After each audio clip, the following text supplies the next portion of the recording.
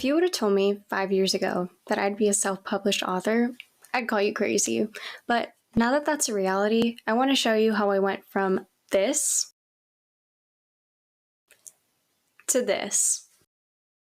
So let's dive right into it.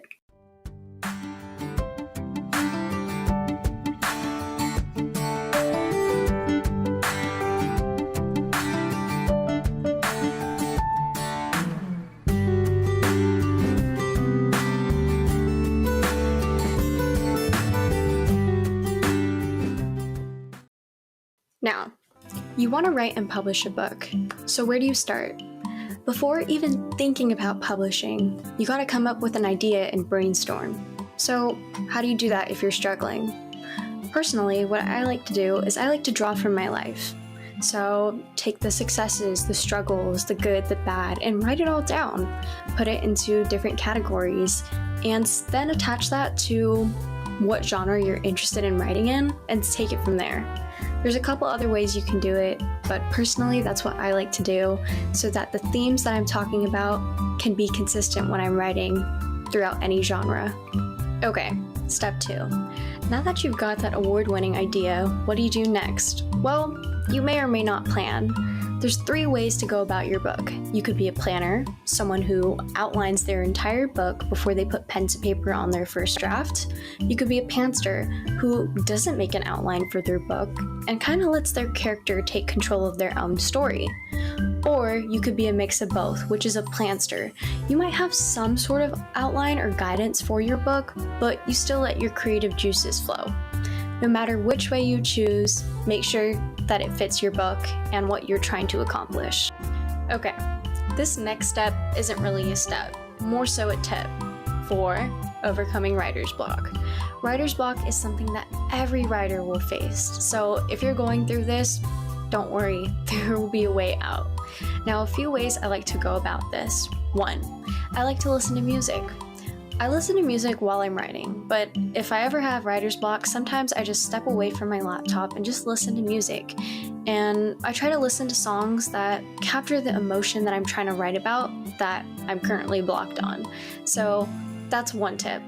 Another tip, step away from your laptop. Take a walk, exercise, do something to get your mind off your story, because tired writing isn't always the best writing, nor should you force it. Lastly, another thing I like to do is reread what I've written. I like to go up a few pages or chapters and really see what my story is, what I'm missing, what plot holes there are, so I can get more connected with my story. Okay, step 3. Now you figured out the way that you're going to go about planning your book. What do you do now? You write your first draft. Now, for a lot of writers, this can be daunting at first because you might get caught up with the voices in your head telling you this isn't a good story. But trust me, you gotta keep writing and persevering through. And don't worry so much about editing because you're meant to have a first draft and your first draft will not be perfect. Just accept that. Okay, now for step 4. It's time to edit. Congrats on finishing your first draft. You're already halfway through the process. Now, before you run and go buy an editor to do developmental editing, proofreading, or line editing, you need to edit your book yourself. You need to go in, see if the story's flowing the way that you want it to. Do your own proofreading and just get a little more closure with your story. Then you can go out and find an editor. But that leads me to the next step. So step 5. It's officially time to start thinking about publishing. Now, when I said that editing is going to tie into this, it depends on the type of publishing that you're going to do. So there's 2 types. You've got self-publishing and traditional publishing.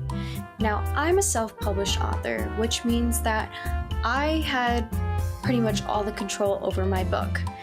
But that also came with some additional costs like my cover and editing and other things like that. So know that if you're going to self-publish, you're going to have to take on a majority of the costs by yourself. Now, if you traditionally publish, then it's a little bit different. What you have to do is you have to find an agent who's going to help get your manuscript or, your book of what you've written. And you have to get an agent that will help you get your manuscript into a publishing house. And once you get that into a publishing house, you'll get a down payment for your book, which can range depending on the type of book that you have. And they will cover the editing, your cover, and your marketing. However, with that, you lose some of the creative control that you would have with self-publishing. So figure out what will work best for your book and if it will affect your wallet or not. Okay, now the last step. However, it's important to note that this step needs to be implemented throughout all the other steps that I talked about. And what is that? Marketing. Now, whether you self-publish or traditionally publish, marketing should be consistent throughout.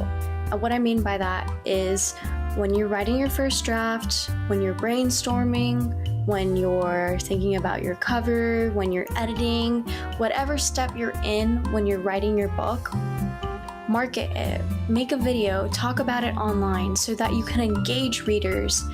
And I say this because I made that mistake when I was trying to self-publish my book.